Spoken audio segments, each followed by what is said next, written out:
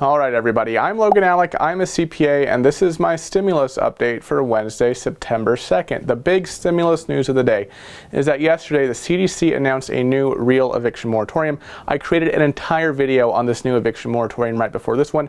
I covered who's eligible as well as how to take advantage of it. You can click the link at the top of the screen to check that video out.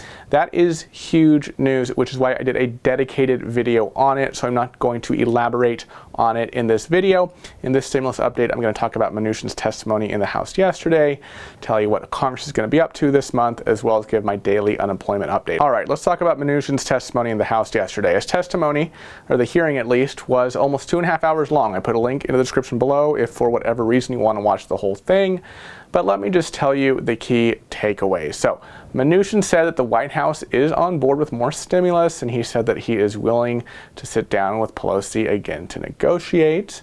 However, with respect to Pelosi's latest figure for the next relief bill, $2.2 trillion, Mnuchin says that he does not support that figure.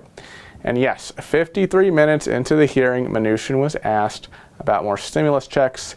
Here's his response. Would you agree that stimulus checks and enhanced unemployment insurance benefits passed in CARES increase GDP and consumer spending, benefiting small businesses?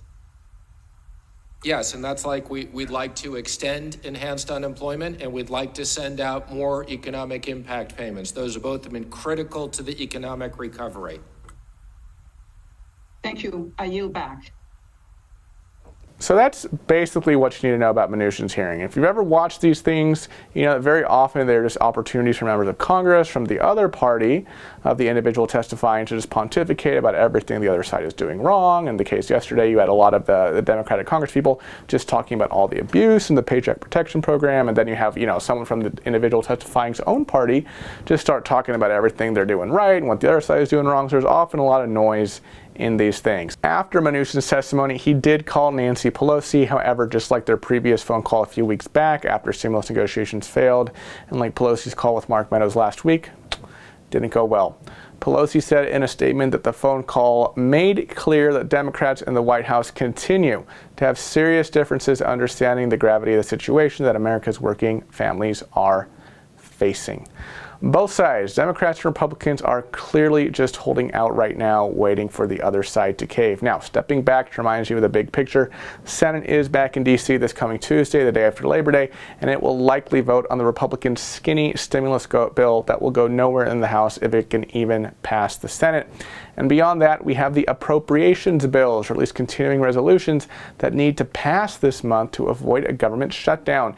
It is my fear that these talks will be mingled with stimulus talks, which obviously complicates congressional debate and action when not only are we discussing how much money, say, should state and local governments get in the next package, is it $900 billion, almost $1 trillion, like what Democrats want, or should it only be $150 billion in new money, like Mnuchin has said? So we would be debating not only these issues that we haven't been able to reach agreement on, but also coexisting with that, how much money should the FDA get, for example, for the next fiscal year? It could really muddy the waters if both sides see stimulus negotiations as leverage for getting what they want in terms of federal appropriations or vice versa. So after Labor Day, and especially after the House gets back the week of September 14th, we should start to see a feisty Congress and hopefully a stimulus bill being reached as a result. All right, let's move on to unemployment. In terms of unemployment, yesterday, FEMA approved Illinois, Wisconsin, and South Carolina for grants for $300 a week. Nevada is still working on its application, leaving it, Kansas, Delaware, and New Jersey as the only states that have not yet been approved by FEMA, other than, of course, South Dakota, which has said it will not apply, Nebraska, which isn't sure if it's going to apply, and the District of Columbia, which, like Nebraska, is not sure if it's going to apply either. All right, everybody, that is my stimulus and unemployment update for today. Thank you so much for watching. Be sure to check out the eviction moratorium video today if you missed it, and I will see you next time. Bye-bye.